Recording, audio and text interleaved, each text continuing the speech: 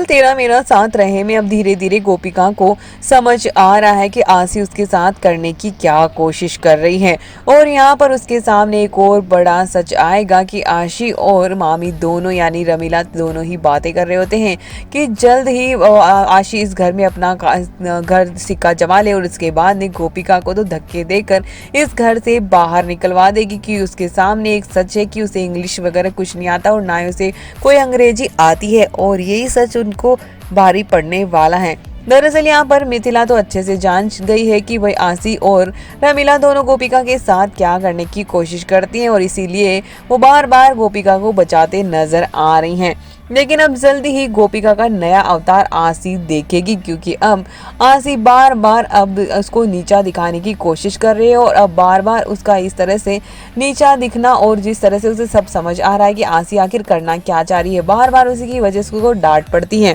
तो वहीं पर अब मिथिला भी उसे समझाती नजर आएगी और कह देगी साफ कि हर बार गोपिका बहू तुम ही उसे बचा लेती हो। मुझे पता है कि नाश्ता भी उस दिन तुम ही ने बनाया था, लेकिन आशी के कहने की